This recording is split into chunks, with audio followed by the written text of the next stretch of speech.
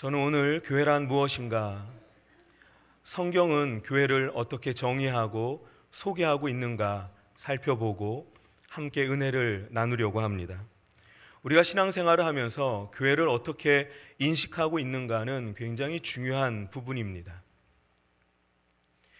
교회 안에서 늘 사람들 때문에 시험에 드는 분들이 계신다면 자신의 교회론을 한번 점검해야 할 필요가 있습니다. 이단과 사이비에 빠지는 경우도 의외로 구원론보다도 교회론이 빈약하고 부실할 때 그런 경우를 많이 봐왔습니다. 아무쪼록 오늘 들려지는 말씀을 통해 여러분의 교회론이 잘 정립되실 수 있기를 바랍니다. 방금 함께 읽은 에베소서는 바울이 감옥에서 기록한 것입니다. 바울이 복음을 전하다가 감옥에 갇혔는데 전에 사역했던 에베소 지역의 교회 성도들에게 이 서신서를 보냈습니다.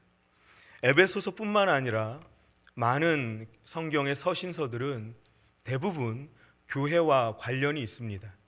로마서는 로마 교회 성도들에게 보낸 서신서이고, 고린도 전후서는 고린도 교회 성도들에게 보낸 서신서입니다. 갈라디아서는 갈라디아 교회 성도들에게 보낸 서신서입니다. 빌립보서, 골로새서 다 마찬가지로 그 지역의 교회 성도들에게 보낸 서신서입니다. 바울이 기록한 또 다른 서신서를 보더라도 디모데 전후서의 수신자인 디모데나 디도서의 수신자인 디도, 또 빌레몬서의 수신자인 빌레몬 또한 그 당시 교회의 지도자들이었음을 감안해 보면 바울이 얼마나 교회에 관심이 많았는지 알 수 있습니다.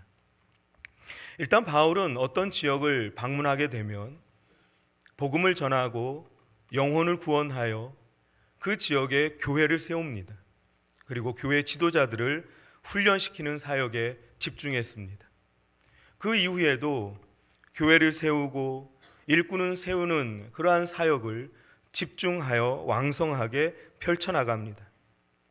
신약시대 바울이 이렇게 교회를 세우는 사역에 열성을 가지고 열정적으로 임한 것으로 알려져 있지만, 사실 구약시대에도 이미 교회를 예표하는 많은 부분들이 담겨 있습니다. 온 세상이 물로 심판을 당할 때 방주에 타고 있었던 노아와 그의 가족들은 교회를 예표한다고 볼 수 있습니다. 이스라엘 민족이 애굽을 탈출하여 광야를 지날 때 그들은 다름 아닌 광야 교회였습니다. 우여곡절 끝에 가나안에 정착하여 신앙 공동체 교회를 이루었고, 바벨론과 아수르에게 멸망을 당하여 포로로 끌려간 이후에 그 처참한 상황에서도 디아스포라 교회로서의 정체성을 잊지 않으려고 부단히 애썼음을 성경을 통해 알 수 있습니다. 신약 시대에 하나님의 아들 예수 그리스도께서 인간의 몸을 입고 이 땅에 나타나셔서 공생애를 시작하시며 제자들을 부르셨습니다. 그 제자 가운데 한 사람 베드로가 주는 그리스도시요 살아계신 하나님의 아들이십니다 라고 고백을 하자 예수님께서 그를 칭찬하시며 이 반석 위에 나의 교회를 세우겠다 선언하셨습니다. 예수님 부활 승천하신 이후에 120명이 모여 간절히 기도하던 중 성령이 강력하게 임하게 되는 그 사건을 계기로 공식적인 교회가 시작되었다고 많은 성경학자들은 동의하고 있습니다. 사랑하는 여러분, 악한 인간은 자신의 이름을 드러내기 위해 바벨탑을 쌓았지만 하나님께서는 이 땅에 교회를 세우려 하셨습니다. 정욕과 욕심이 가득 찬 인간은 화려해 보이는 소돔과 고모라 성을 세우려고 했지만 예수님께서는 교회를 세우기 위해 이 땅에 오셨고 성령님의 능력으로 교회가 시작되었습니다. 사랑하는 여러분, 기억하시기 바랍니다. 바벨탑은 무너졌습니다. 소돔과 고모라 성도 결국 다 무너지고 말았습니다. 그러나 하나님께서 세우신 교회는 영원합니다. 절대 무너지지 않습니다. 주님께서 주인 되시는 교회는 그 어떠한 것도 무너뜨릴 수 없다는 것을 믿으시기 바랍니다. 자, 그렇다면 성경에서 면면이 소개되고 있는 이 교회는 과연 무엇일까요? 구약시대에 그 예표로서 그림자를 보여주셨고, 이제 때가 되어 주님께서 세우신 그 교회는 과연 어떠한 것일까요? 여러분 아마 오늘 예배 참석하러 오실 때 누군가가 여러분에게 어디 가는 길이냐고 물어보셨다면 여러분은 교회 가는 길이라고 대답하셨을 것입니다. 틀린 대답이 아니죠. 그렇게 보면 교회는 어떤 장소이고 건물인 것 같기도 합니다. 작년 말에 우리 교회에서 사랑의 쌀 나눔 행사가 있었습니다. 많은 성도들이 적극적으로 동참해 주셔서 자그마치 20kg 쌀 282포대를 주위의 이웃들에게 나누어 줄 수 있었습니다. 그런데 그 쌀을 나누어 줄 때 예수님의 사랑을 담아서 주사랑교회 이름으로 스티커를 붙여 나누어 드렸습니다. 그렇게 보면 교회는 어떤 조직이나 기관처럼 보이기도 합니다. 그러고 보니 신앙생활을 하는 여러 성도들도 교회가 과연 무엇인지에 대해 각자 나름대로 생각들을 갖고 있는 것 같습니다. 예전에 제가 재미있게 경험했던 일이 있는데요. 교회에 오는 성도들을 맞이하기 위해 1층 현관에 서 있었습니다. 그런데 예배 시간이 임박해서 어떤 분이 급히 현관에 들어오시다가 잠깐 멈칫하시더니 두 손을 이렇게 모으고 두세 번 고개를 숙이고 2층 본당으로 올라가시는 거예요. 나중에 알고 보니까 그분이 오랫동안 절에 다니셨다가 누군가의 전도로 우리 교회를 오게 되었는데 그 습관이 남아있어서 그렇게 했더라는 것입니다. 하마터면 담임 목사님께 주지 목사님 그럴 뻔했습니다. 그분은 교회를 일종의 건물로 생각하고 건물을 어떤 신앙의 대상으로 여기셨던 것 같습니다. 우리 신앙의 기준이 되는 성경은 교회를 어떻게 정의하고 있는가 살펴보면 교회는 에클레시아라고 표현되고 있습니다. 에클레시아는 회중의 모임이라는 히브리어 카하를 헬라어로 번역한 단어입니다. 에클레시아의 문자적 의미는 밖에서 불러냈다라는 의미입니다. 그러니까 교회, 즉 에클레시아는 하나님께서 세상 밖으로 불러낸 자들의 모임, 하나님께서 구별되게 선택하여 세상 밖으로 불러낸 자들의 모임이라는 의미입니다. 여러분, 성경은 교회를 건물이나 조직이나 시스템으로 얘기한 적이 없습니다.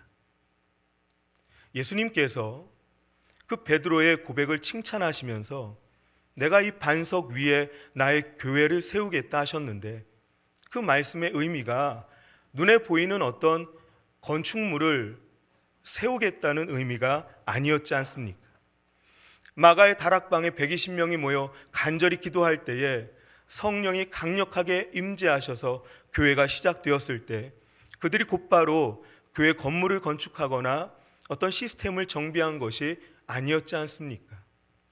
물론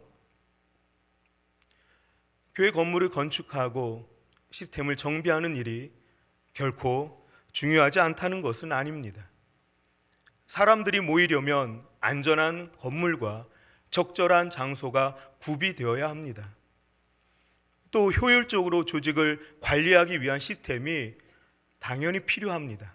그러나 적어도 성경이 얘기하는 교회는 주는 그리스도시요 살아계신 하나님의 아들이심을 믿는 이들의 모임이고, 오직 예수 그리스도를 통해서만 구원받을 수 있음을 믿는 이들의 모임이라는 것을 기억하시기 바랍니다.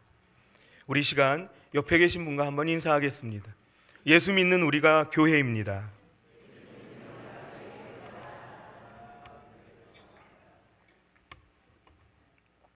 그런데 성경에 보면 이 교회를 설명하면서 또 아주 독특한 표현이 소개되고 있는데요.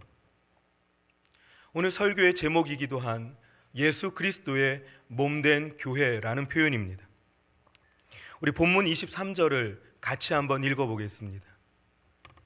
23절입니다. 시작. 교회는 그의 몸이니 만물 안에서 만물을 충만하게 하시는 이의 충만함이니라. 아멘. 예수 그리스도의 몸된 교회, 주님의 몸된 교회, 누군가의 대표기도 가운데 들어보기도 했고 또 우리 자신이 기도 가운데 사용했던 문장이기도 합니다. 그런데 언뜻 생각해 보면 교회를 뜻하는 에클레시아라는 단어의 의미 그대로 하나님께서 구별하여 세상 밖으로 불러낸 자들의 모임이라고 교회를 설명해도 충분할 것 같은데, 왜 굳이 누군가 들으면 약간 어색할 수도 있을 법한 표현을 써서 교회를 예수 그리스도의 몸이라고 소개하고 있는 것일까요? 이러한 표현은 에베소서뿐만 아니라 다른 곳에서도 얼마든지 볼 수 있습니다. 골로새서 1장에 이런 말씀이 있습니다. 제가 한번 읽어보겠습니다. 나는 이제 너희를 위하여 받는 괴로움을 기뻐하고 그리스도의 남은 고난을 그의 몸된 교회를 위하여 내 육체에 채우노라. 고린도전서 12장 말씀에는 너희는 그리스도의 몸이요 지체의 각 부분이라 이렇게 나와 있습니다. 이것은 분명히 성령 하나님께서 어떠한 의도를 가지고 바울로 하여금 기록하게 하신 것이라 여겨집니다.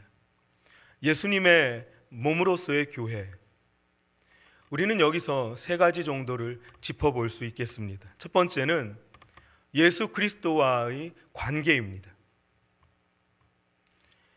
교회가 그리스도의 몸이 된다는 것은 예수님께서 그 교회의 머리가 되신다는 것을 의미합니다. 여러분 한번 생각해 보십시오. 몸이 머리와 분리되어 질 수 있겠습니까? 머리는 또한 몸과 따로 떨어져 있을 수 없겠지요. 머리와 몸은 항상 하나로 연결되어 있어야 하는 것입니다. 교회가 예수 그리스도의 몸이라고 표현하는 것은 교회가 예수님과 하나라는 의미입니다. 예수님과 하나라는 것이 뭐 그렇게 중요한가 라고 생각할 수도 있겠지만 그것은 결코 작은 문제가 아닙니다. 성경은 먼저 모든 인간이 죄로 인해 주님과 분리되었다고 증언하고 있습니다. 하나님의 말씀을 거역하는 교만과 또 그 불순종의 죄로 인해 아담 이래 모든 인간은 주님과 원수가 되고 말았습니다. 그런데 문제는 우리 사람들끼리야 내가 저 사람과 뭐가 좀 안 맞는다고 할 때에 내가 저 사람 안 보고 말지 할 수도 있겠지만 주님은 그런 사람들과 질적으로 다른 존재라는 게 문제입니다. 오늘 본문 말씀 20절과 21절을 또 함께 읽어보겠습니다. 20절 21절입니다. 시작. 그의 능력이 그리스도 안에서 역사하사 죽은 자들 가운데서 다시 살리시고 하늘에서 자기의 오른편에 앉히사 모든 통치와 권세와 능력과 주권과 이 세상뿐 아니라 오는 세상에 일컫는 모든 이름 위에 뛰어나게 하시고. 아멘. 그분은 죽음과 사망을 이기고 부활하신 분입니다. 그분은 모든 통치와 권세를 다스리는 능력으로 모든 이름 위에 뛰어나신 분입니다. 그분은 영원한 생명이시고 축복의 근원이십니다. 이 세상의 모든 것을 섭리하시며 다스리시는 전능하신 하나님 대주제이십니다. 사랑하는 여러분, 그렇기 때문에 생명의 주님과 분리된다는 것은 죽음일 수밖에 없고, 축복의 주님과 분리된다는 것은 영원한 저주와 비참일 수밖에 없는 것입니다. 주님이 누구인지 알게 되면 그 주님과 분리된다는 것이 얼마나 엄청난 비참함을 초래하는지 알게 되고, 그래서 두려워할 수밖에 없게 되는 것입니다. 오늘 본문 17절에서 19절까지의 말씀도 우리 한 절씩 교독해 보겠습니다. 제가 먼저 읽겠습니다. 우리 주 예수 그리스도의 하나님 영광의 아버지께서 지혜와 계시의 영을 너희에게 주사 하나님을 알게 하시고,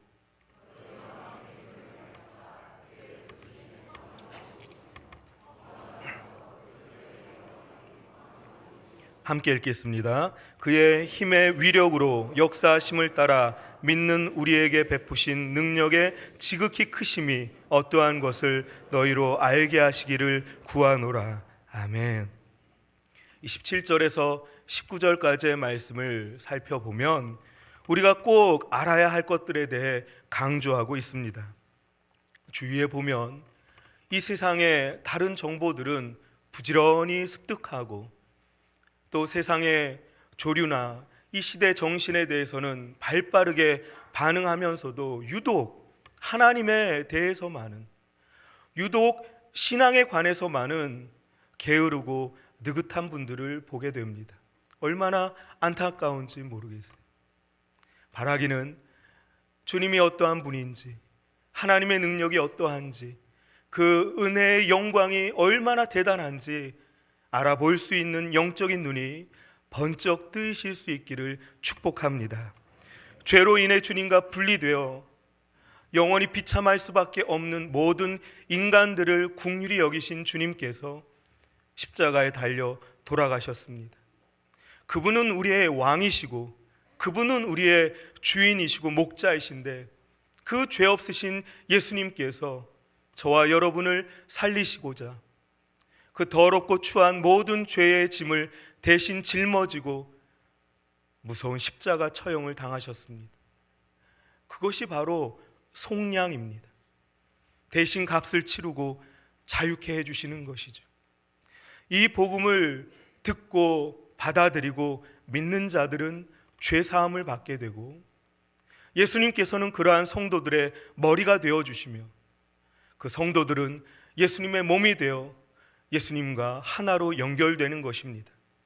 여러분, 예수님과 하나가 되면 예수님의 영생이 나의 영생이 되고, 예수님의 부활이 나의 부활이 되며, 예수님의 영광이 나의 영광이 되는 줄로 믿습니다. 주님의 몸된 교회로서 주님과 하나 되는 것 자체가 가장 큰 축복이라는 것을 유념하시고, 그 주님과의 하나됨, 축복을 우리의 삶에 적용하고 누리시는 저와 여러분 되시기를 바랍니다. 두 번째로, 주님의 몸된 교회라고 할 때에 또 중요한 것은 소명입니다. 우리 몸에도 손은 손으로서의 역할이 있고, 눈은 눈으로서의 역할이 있고, 또 허파는 허파로서의 역할이 있지 않습니까? 우리 몸에는 아주 작은 기관이라 할지라도 다 할 일이 있습니다. 주님의 몸된 교회도 마찬가지입니다. 예수 믿는 성도들인 저와 여러분이 교회라고 할 때 주의 몸을 이루는 성도들로서 우리는 맡겨진 지체의 역할이 있다는 것입니다.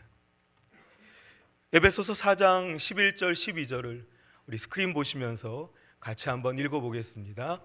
시작. 그가 어떤 사람은 사도로, 어떤 사람은 선지자로, 어떤 사람은 복음 전하는 자로, 어떤 사람은 목사와 교사로 삼으셨으니 이는 성도를 온전하게 하여 봉사의 일을 하게 하며 그리스도의 몸을 세우려 하심이라. 아멘. 우리가 몸의 지체로서 맡겨진 임무를 잘 수행하게 될 때 그리스도의 몸이 세워진다고 말씀에 나와 있습니다. 당연하겠지요. 손이 손으로서의 역할을 잘 감당하고, 또 허파가 맡겨진 임무를 잘 수행하면서 몸의 여러 기관들이 제대로 움직일 때 온 몸은 건강하게 되는 것처럼 여러분에게 주신 달란트와 은사를 잘 활용하고 최선을 다해 수고할 때 그리스도의 몸된 교회를 건강하게 세우는 비결이 되는 것입니다. 골로새서 1장 24절도 우리 함께 읽어보겠습니다. 시작. 나는 이제 너희를 위하여 받는 괴로움을 기뻐하고 그리스도의 남은 고난을 그의 몸된 교회를 위하여 내 육체에 채우노라. 아멘. 이 말씀은 믿음 때문에 고문당하고 협박당하라는 의미가 아니에요. 주님을 위해 살라는 뜻입니다. 주님의 몸된 교회를 위해 내 몸을 쓰라는 거예요. 그것을 기뻐하고 행복해하는 것이죠. 그 일은 가장 고상하고 가치 있는 일이기 때문입니다. 우리가 해야 하는 구체적인 일이 무엇일까요? 그것은 예수님께서 인간의 몸을 입고 이 땅에서 사역하셨던 그 일을 동일하게 우리도 하는 것입니다. 가르치고 전파하고 치유하는 사역 말입니다. 예수님께서 아침부터 저녁까지 기회가 되는 대로 입을 열어 복음을 전하셨듯이 우리도 때를 얻든지 못 얻든지 전도 대상자들과 좋은 관계를 맺고 복음을 전하는 것입니다. 예수님께서 삶의 문제에 허덕이며 그 문제로 인해 낙심해 있는 자들을 찾아가 그들의 친구가 되어 주셨듯이 우리도 도움을 필요로 하는 이들을 찾아가 우리의 마음을 내어주고 우리의 시간을 내어주는 것입니다. 생명의 주님과 분리되어 비참하게 살아가는 이들에게 구원의 복음을 전하고 그들이 풍성한 삶을 살도록 돕고 죄의 사슬로부터 자유케 하는 것입니다. 여러분, 예수님을 닮아간다는 것이 바로 이것이에요. 예수님을 닮아가는 것이 우리의 신앙의 우선순위라고 한데, 예수님을 닮아간다는 것은 예수님의 외모를 담는 것도 아니고 예수님의 말투를 담는 것도 아니고 예수님의 헤어스타일을 담는 것도 아니에요. 예수님을 닮아간다는 것은 예수님이 하셨던 그 일을 우리도 이어서 하는 것입니다. 주님께서는 그 제자들을 부르실 때 나를 따라오라, 내가 너를 사람 낚는 어부가 되게 하겠다 하셨습니다. 주님께서는 다른 약속을 한 적이 없으세요. 나를 따라오면 더 많은 고기를 잡게 될 것이다 하신 적이 없습니다. 나를 따라오면 더 좋은 배와 그물을 주겠다고 하신 적이 없으십니다. 그저 내 생각대로 헛된 욕심을 추구하며 예수님 따라가다가 이거 아닌가 보다 하면서 스스로 실망하고 시험에 들 뿐이지 예수님께서 잘못하신 것은 없으시다, 그 말입니다. 사랑하는 여러분, 주의 몸된 교회로서 우리가 해야 할 일은 사람을 구원하는 일입니다. 죽어가는 이들을 복음으로 살려내는 길입니다. 우리에게 맡겨진 이 일을 잘 감당하여 주의 몸된 교회를 건강하게 세워가는 여러분들 되시기를 소망합니다. 세 번째로, 주님의 몸된 교회라고 할 때에 중요한 것은 성도들 간의 관계입니다.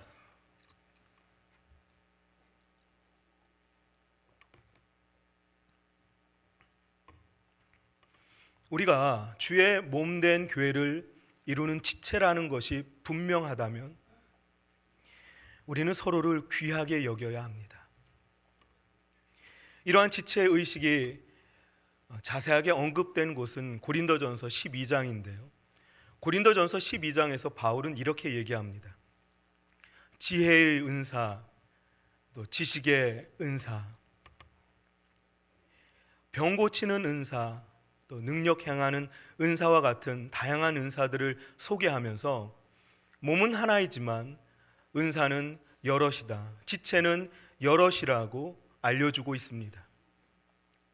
그러면서 바울은 눈이 손더러 내가 보니 너는 쓸데없다 할 수 없다고 나와 있습니다.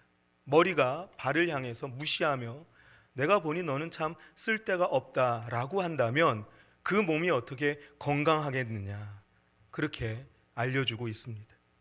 여러분, 하나님께서 원하시는 대로 적당하게 달란트와 은사를 주어 각 지체를 삼아 주셨다면 우리 지체들 간에 서로 불협하거나 갈등이 있어서는 안 되겠습니다.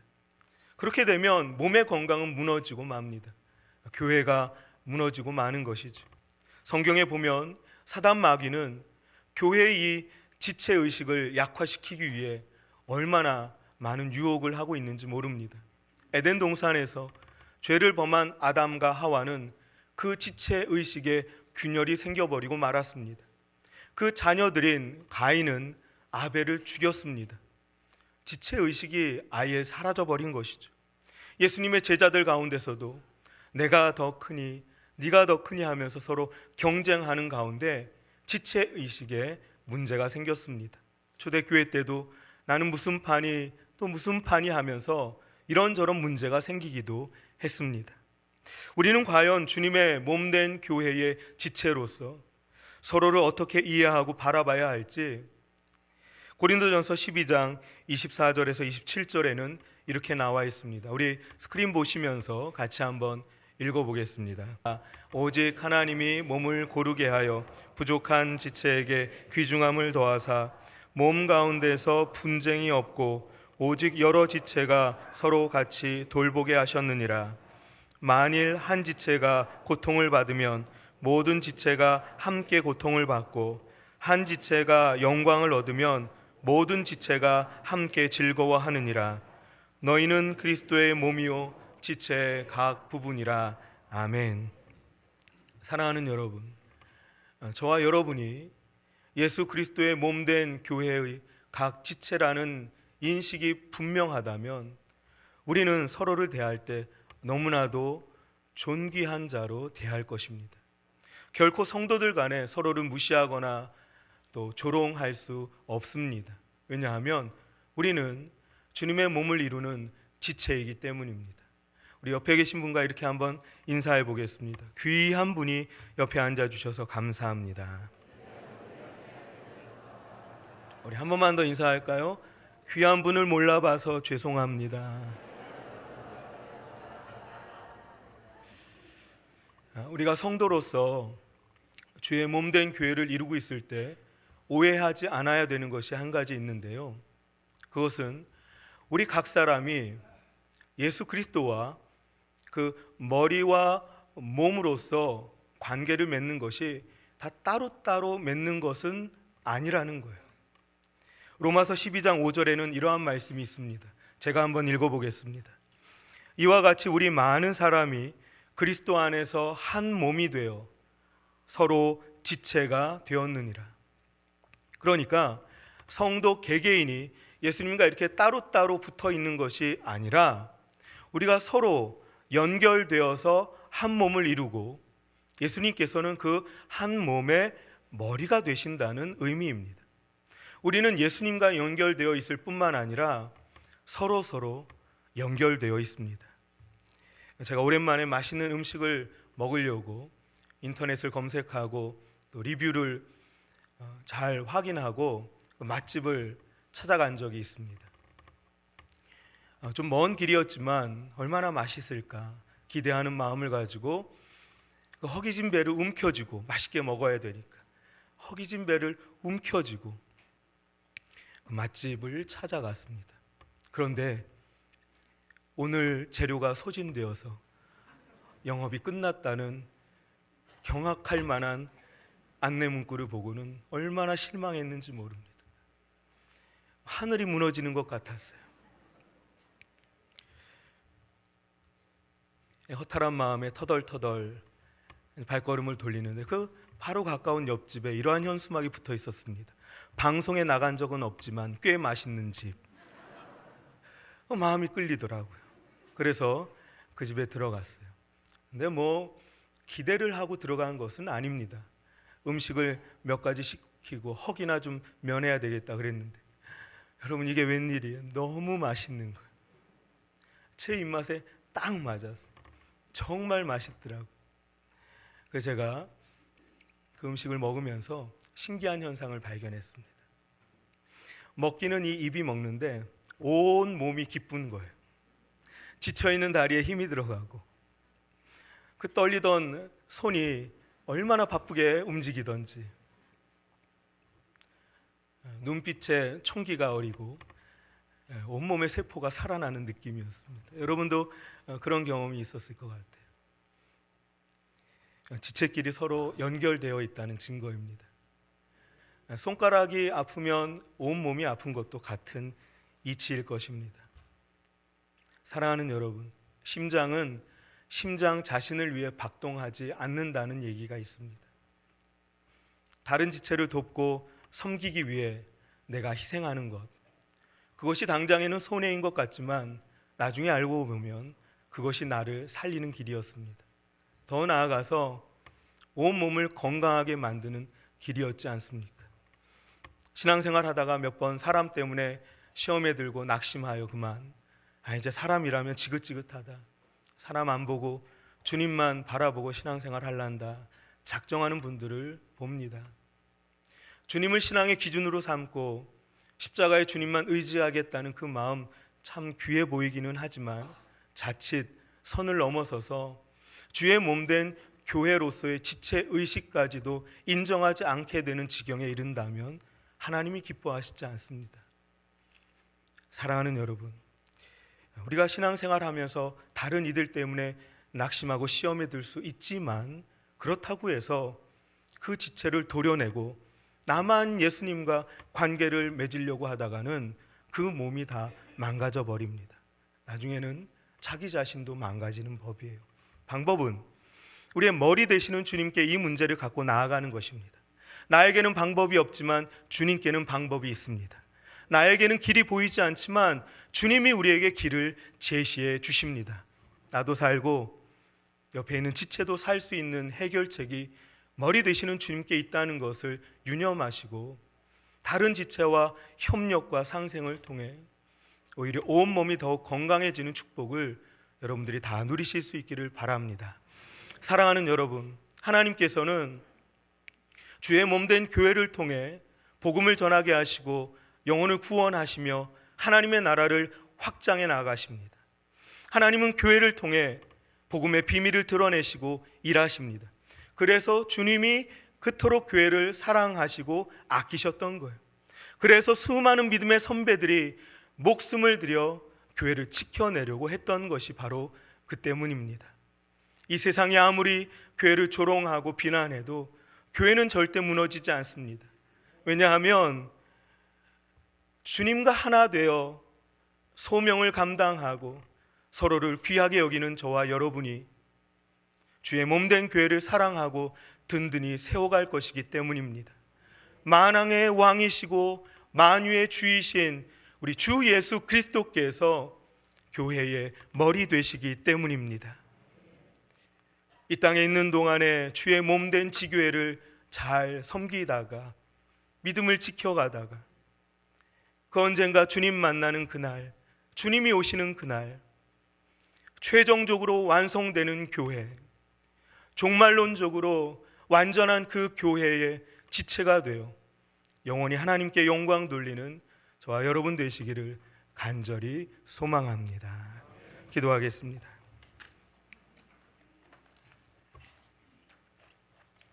하나님 아버지, 우리로 하여금 주의 몸된 교회로 행하게 하시니 감사합니다.